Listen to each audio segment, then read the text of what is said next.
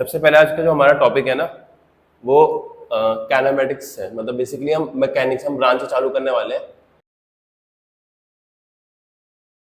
Mechanics में तुम 4 chapter 5 chapter पढ़ोगे, है ना।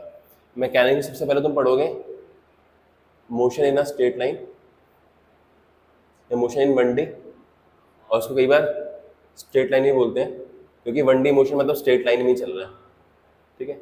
सेकंड पढ़ोगे तुम मोशन इन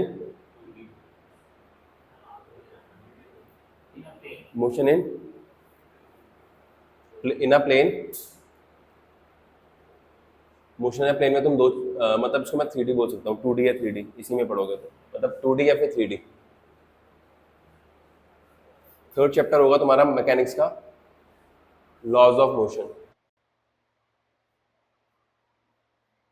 फोर्थ चैप्टर है तुम्हारा, वैसे तुम्हारे उसमें चैप्टर नहीं है ये, बट एक ही में डालना है, कंजर्वेशन ऑफ मोमेंटम।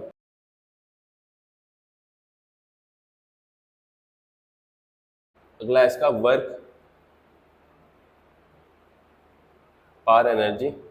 छठा होगा तुम्हारा सबसे मुश्किल चैप्टर रोटेशन, और सातवां होगा तुम्हारा फ्लूइड्स। यहाँ तक मेजरली तुम्हारी मैकेनिक्स आती है ना। 11th मैकेनिक्स सिर्फ 11th में। तुम्हारी जो 11th और 12th की फिजिक्स है वो 5 ब्रांचेस में डिवाइडेड है। ये सिर्फ 11th का आधा है, फर्स्ट बुक है। हाँ हाँ, और 11th के फर्स्ट टर्म में यहाँ तक आ जाता है। हाँ, तुम्हारी जो अगर तुम पूछोगे मैकेनिक्स है ना, हमारी जो फिजिक्स है 11 12 की 5 पार्ट्स में मेजरली डिवाइडेड है। फर्स्ट तुम्हारा मैकेनिक्स होता है, सेकंड तुम्हारा थर्मोडायनेमिक्स होता है जिसमें तुम 11th की सेकंड बुक के 3 चैप्टर पढ़ते हो, that is kinetic theory of gases, है ना, थर्मोडायनेमिक्स, और एक और चैप्टर है। उसके अलावा फिर थर्ड तुम्हारी बुक है वो है वेव्स एंड ऑक्सीडेशंस, मतलब वो थर्ड यूनिट है। ये तीनों यूनिट फिजिक्स की जो 11th क्लास है ना उसको 3 पार्ट्स में डिवाइड कर रखा है। तो एक तो तुम्हारा मैकेनिक्स बता दिया, ऐसे तुम्हारी एक यूनिट थर्मोडायनेमिक्स में 3 चैप्टर है, ऐसे तुम्हारा वेव्स है जिसमें 2 चैप्टर है, एसएचएम्स एंड वेव्स, ठीक है। उसके बाद 11th में जाओगे, सॉरी 12th में जाओगे तो 12th में फिर से 2 पार्ट है। एक तुम्हारा है पूरा इलेक्ट्रोडायनेमिक्स, जो पूरे 12th का समझ लो 60% होता है electrodynamics, right from electrostatic to EM waves, पूरा इलेक्ट्रोडायनेमिक्स ही चलता है। और उसके बाद आता है तुम्हारा लास्ट में मॉडर्न फिजिक्स, और जो आखिरी 12th के चैप्टर्स है मॉडर्न फिजिक्स के अंदर वो काउंट होते हैं। मतलब तुम्हारी फिजिक्स 5 हिस्सों में डिवाइडेड है। और तुम जैसे कुछ बुक्स करते हो, जैसे डीसी पांडे जैसी बुक्स करते हो, या किसी की प्रिपरेशन जेईई की प्रिपरेशन के लिए किसी पब्लिकेशन की बुक लेते हो, तो अपनी बुक्स को ना मैक्सिमम लोग पार्ट्स में डिवाइड करके पढ़ाते हैं। मतलब मैकेनिक्स का पार्ट होगा, तुम्हारा थर्मोडायनेमिक्स का पार्ट होगा, इवन कभी तुम कोटा वोटा में जाओगे ना वहाँ पर भी ऐसा ही होता है।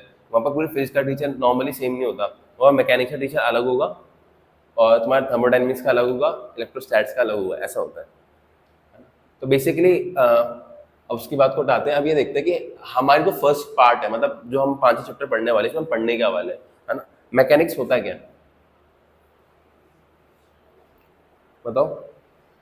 मैकेनिक्स मैकेनिक्स में हम मोशन को स्टडी करेंगे। मोशन जैसे कोई चीज चल रही है, रुक रही है, एक्सीलरेट हो रही है ना, प्लस उसके कॉज को स्टडी करेंगे।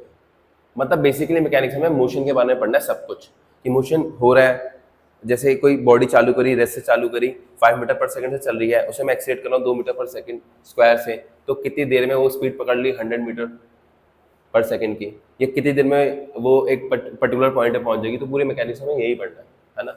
और देखो ये 2 चैप्टर है ना, इन दोनों चैप्टर को मिला के इनको बोलते हैं kinematics.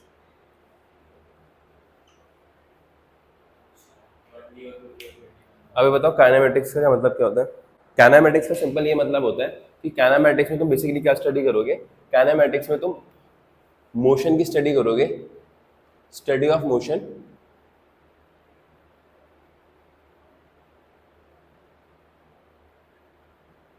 Without discussing about it's cause. मतलब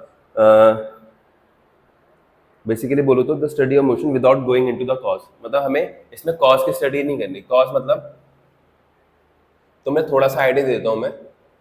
क्या तुम लोगों को फोर्स पता है? मान लो एक गाड़ी है, है ना। अब ये गाड़ी है, इसके 2 पहिए लगा देता हूँ और ये रोड है, ठीक है। अगर ये इधर की साइड 10 मीटर पर सेकंड से चल रही है और ये स्पीड कांस्टेंट है, मतलब स्पीड चेंज नहीं हो रही और डायरेक्शन भी फिक्स्ड है, इसमें कोई फोर्स होगा? तुम लोग होगा। हाँ, तो ये एक मिसकंसेप्शन है जो दूर करना है। हमें ऐसा लगता है कि जो किसी का भी मोशन का कॉज है ना, वो फोर्स है। फोर्स मोशन का कॉज नहीं होता, चेंज इन मोशन का कॉज होता है। अगर फोर्स लगेगी ना इस पे, वो तब लगेगी जब इसकी स्पीड में 10 से चेंज करने की कोशिश करूंगा या डायरेक्शन चेंज करने की कोशिश करूंगा।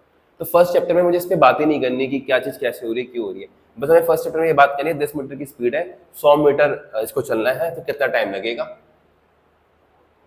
या फिर एक बॉडी ए है, एक बॉडी बी है, एक 10 मीटर पर सेकंड से चल रहा है, दूसरा 15 मीटर पर सेकंड से चल रहा है, और दोनों को 100 मीटर कवर करना है, तो कितना कितना टाइम लगेगा। या 2 बॉडी है, एक यहाँ से चालू हो रही है, एक यहाँ से चालू हो रही है, किस पर्टिकुलर पॉइंट पे जाके मीट करेंगे। मतलब बेसिकली हम सिर्फ और सिर्फ ये पढ़ेंगे कि मोशन हो रहा है, कैसे हो रहा है, क्या रीजन है, वो नहीं पढ़ता काइनेमेटिक्स में। समझ रहे हो? मतलब जो तुमने बेसिकली सीखा है ना कि वेलोसिटी निकालना है किसी टाइम पे, इनिशियल वेलोसिटी निकालना है, फाइनल वेलोसिटी निकालना है, एक्सेलरेशन निकालना है, ये सब है मोशन इन दोनों चैप्टर में। इसमें से 1D में पढ़ेंगे, इसमें 2D या 3D में पढ़ेंगे। जिसको इस चैप्टर में महारत हासिल है ना, उसके 2 दिन का चैप्टर नहीं है ये। मैं सिखाऊं कैसे? देखो, इसका रीजन क्या है। अगर तुम्हें 1D पे महारत हासिल है ना, तो 3D तुम्हारे लिए बहुत आसान है, 2D बहुत आसान है। असल में वो डिफरेंट चैप्टर नहीं है। तुम ध्यान से समझना। मान लो सिर्फ अगर तुम एक्स एक्सिस पे मूव करते हो,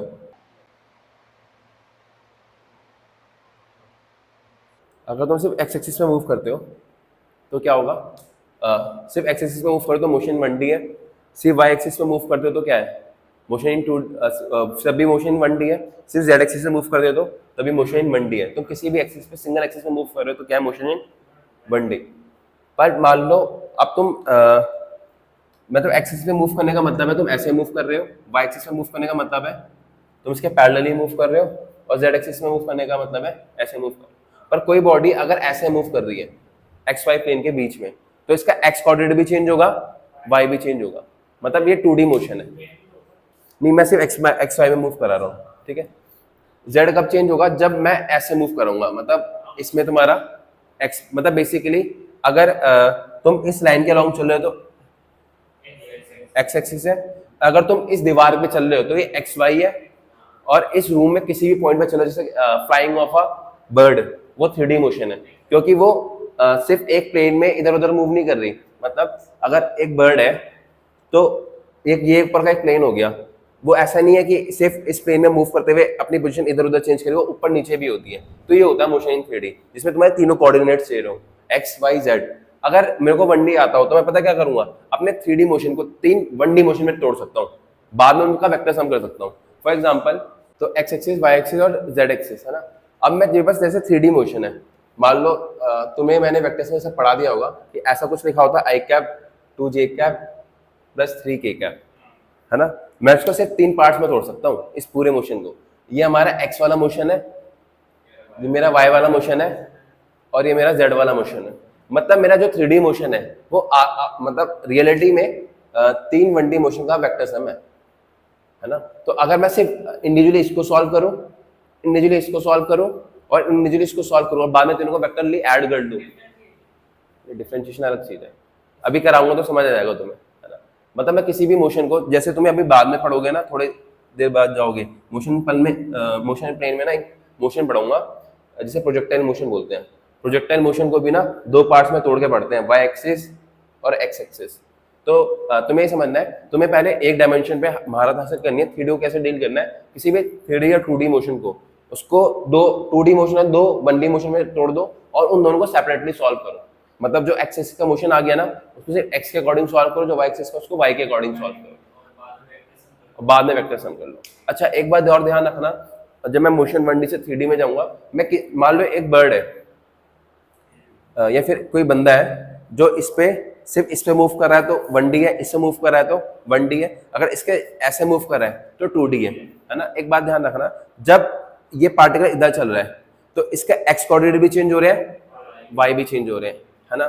तो दोनों अलग तरीके से सॉल्व होंगे, बट एक साथ दोनों चेंज हो रहे हैं, टाइम तो दोनों में सेम है, तो टाइम एक्सिस पे डिपेंड नहीं करता। अगर कोई ऑब्जेक्ट 3D मोशन कर रहा है ना, जो टाइम 1D के लिए रहेगा वही 2D के लिए रहेगा, वही मतलब वही जो एक्स एक्सिस के लिए वही वाई एक्सिस के लिए रहेगा, वही जेड एक्सिस के लिए रहेगा। जैसे मैंने एक स्टोन फेंका, अगर मैंने स्टोन फेंका 3D के अंदर, स्टोन में 3D में फेंकने के बाद मतलब उसका एक्स भी चेंज हो रहा है, वाई भी चेंज हो रहा है, जेड भी चेंज हो रहा है। अगर मैं एक्स को सॉल्व कर रहा हूँ और मुझसे बोल दिया कि पार्टिकल की वेलोसिटी क्या होगी, पार्टिकल पोजीशन क्या होगी 5 सेकंड बाद, ठीक है, तो अब मैं एक्स एक्सिस को अलग सॉल्व करूंगा, वाई को अलग सॉल्व करूंगा, जेड का कोऑर्डिनेट्स को अलग सॉल्व करूंगा, पर तीनों एक्सिस से मुझे टाइम को सेम लेना है, क्योंकि पत्थर 5 सेकंड में तीनों चेंज कर रहा है, टाइम डिपेंड नहीं करता एक्सिस पे।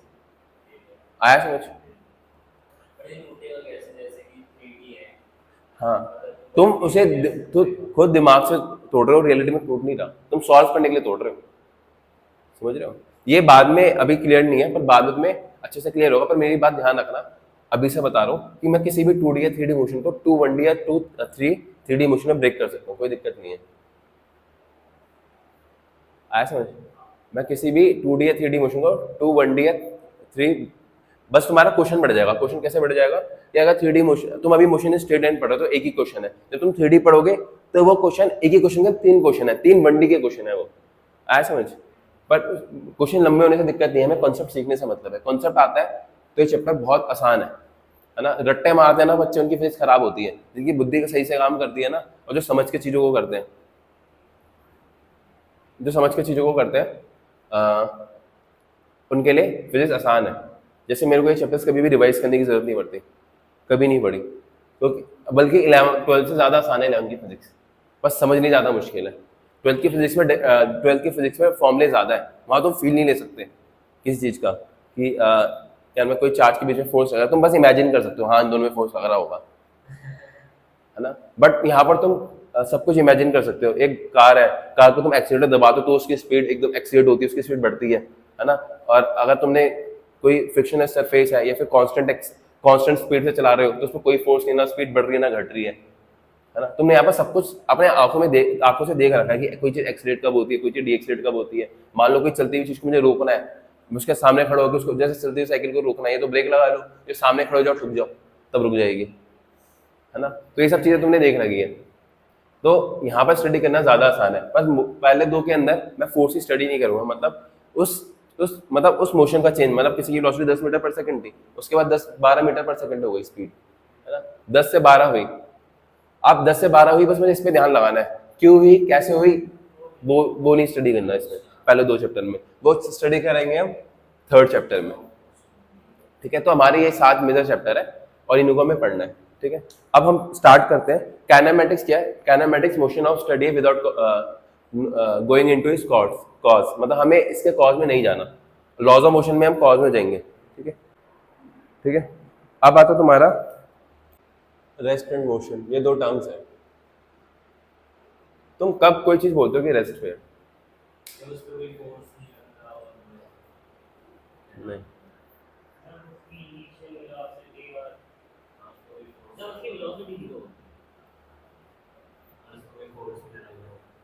देखो जो एक रेस्ट है ना, रेस्ट जो वर्ड है कि ये किसी का मोशन जो वर्ड है, ये रेफरेंस पे डिपेंड करता है कि कौन उसको देख रहा है ना। कोई चीज एब्सोल्यूट रेस्ट पे नहीं होती, ना कोई चीज एब्सोल्यूट मोशन पे होती है, ये डिपेंड करता है कि तुम देख कहाँ से रहे हो। फॉर एग्जाम्पल, तुम दोनों बैठे हुए हो, तुम दोनों मेरे रेस्ट पे हो, है ना, क्योंकि मैं ग्राउंड पे खड़ा हूँ और तुम भी ग्राउंड पे हो, मैं तुम्हें देख रहा हूँ, है ना। तो तुम किस पे हो? रेस्ट पे। पर अगर यहीं से कोई बाइक जा रही हो और वो तुम्हें पीछे मुड़ के देखेगी, तुम उसके हिसाब से मोशन में हो, है ना। तो ये फ्रेम पे डिपेंड करा, तुम्हारा मोशन या तुम्हारी स्टेट, तुम्हारा स्टेट ऑफ मोशन, तुम्हारा स्टेट ऑफ मोशन किस बात पर डिपेंड करता है? तुम्हारा स्टेट ऑफ मोशन इस बात पर डिपेंड करता है कि तुम देख कहां से रहे हो। अगर तुम्हारा फ्रेम ऑफ रेफरेंस जो है ग्राउंड है और वो ग्राउंड के रिस्पेक्ट में रेस्ट में है, तो वो सिर्फ ग्राउंड के रिस्पेक्ट में रेस्ट में। अगर कोई मूविंग बॉडी से देखोगे तो वो मोशन में आ जाएगा। फॉर एग्जाम्पल, इसका एक और एग्जाम्पल दो कि एक ट्रेन में,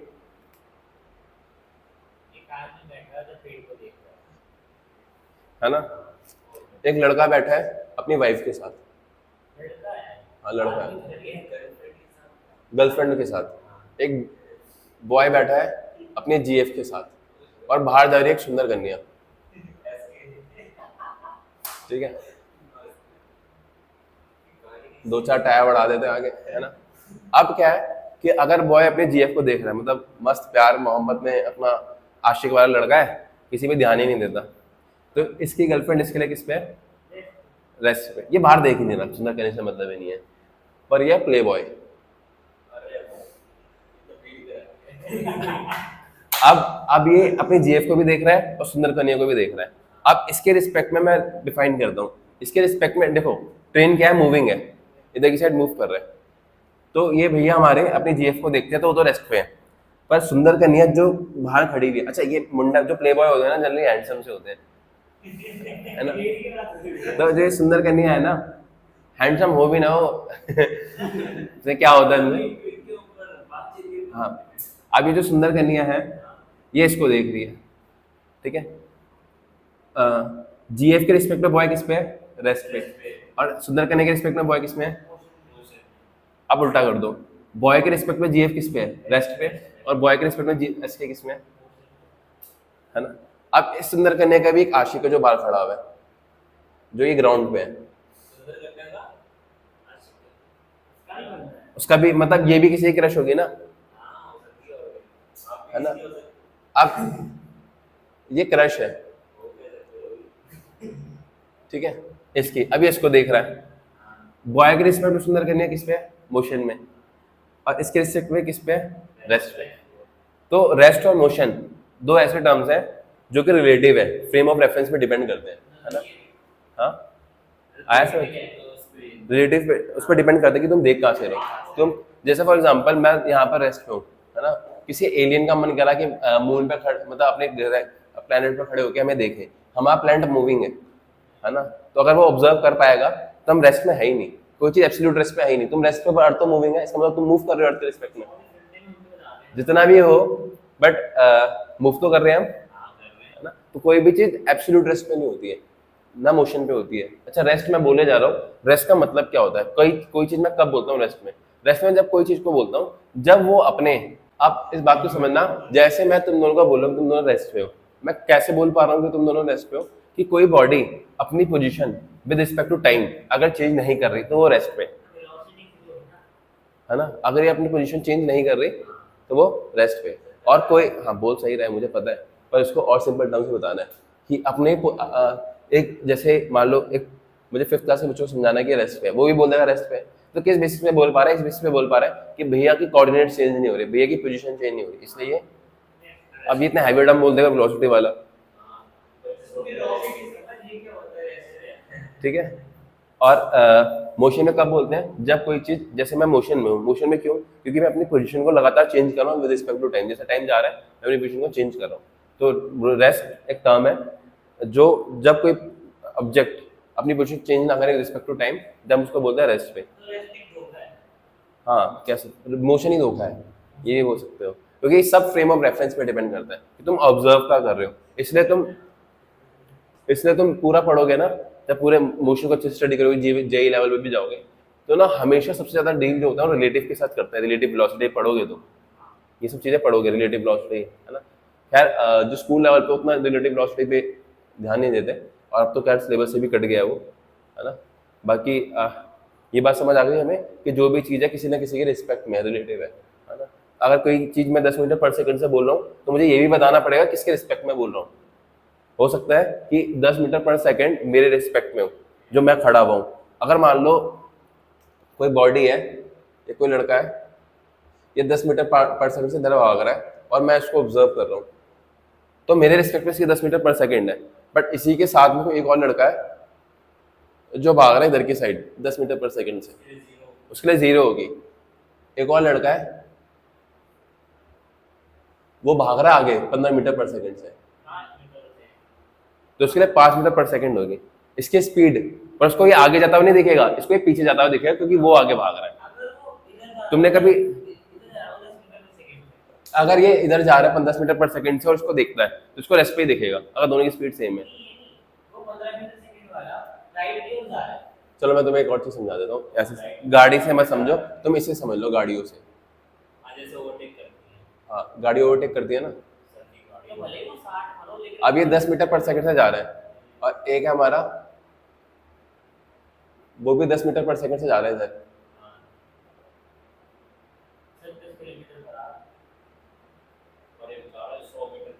और एक जा रहा है 20 मीटर पर सेकंड से, है ना। तो अगर इस गाड़ी का ड्राइवर इसको देखेगा तो रेस्ट पे देखेगा, पर इस गाड़ी का ड्राइवर अगर इसको देखेगा तो वो देख रहा है इसको, वो ऑब्जर्व कर रहा है, तो उसका लगेगा वो रेस्ट पे है। जो ऑब्जर्व कर रहा होता है वो अपने आप को रेस्ट पे मान लेता है और उसे लगेगा कि गाड़ी पीछे जा रही है, और कितने मीटर पर सेकंड से पीछे जा रही है, 10 मीटर पर सेकंड से पीछे जा रही है। आया समझ? ये सारी चीजें रिलेटिव है। आया समझ? रेस्ट और मोशन समझ आ गया?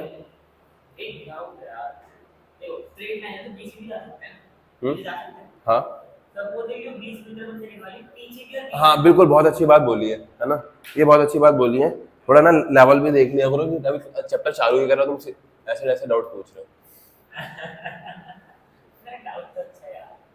अब मान लो ये 20 मीटर पर सेकंड से इधर आ रहा है, ये सब पढ़ाऊंगा मैं, और ये 10 मीटर पर सेकंड से इधर आ रहा है, तो अगर ये इसको ऑब्जर्व करेगा ना, इसको ऐसा लगेगा 30 मीटर पर सेकंड। तुम देखना कभी तुम्हारे सामने से कोई बंदा आ रहा है ना और तुम स्लो भी जा रहे हो, वो भी स्लो आ रहा हो, फिर भी तुम्हें फास्ट लगेगा, वो तुम जल्दी एक दूसरे को रीच करोगे। हाँ, तो मतलब ये लॉज ऑफ मोशन या फिर पूरा काइनेमेटिक्स ऐसी चीज है जो तुमने ऑब्जर्व कर रखी है, तुम फील कर सकते हो, है ना, कि हाँ भैया मुझे दिखाया सच में ये कि मैं अगर इधर से जाऊँ और सामने से एक बंदा आए तो स्पीड ज्यादा लगेगी उसकी। हाँ, तो इसकी 30 मीटर पर सेकंड लगेगी, और इसके रीजन भी बताऊंगा सब कुछ। मतलब अभी आगे चलोगे तो तुम्हें पता चलेगा कि रिलेटिव वेलोसिटी क्या होती है, velocity of B with respect to A, velocity of B minus velocity of A. इससे प्रूव भी कर दूंगा कि 50 आता है।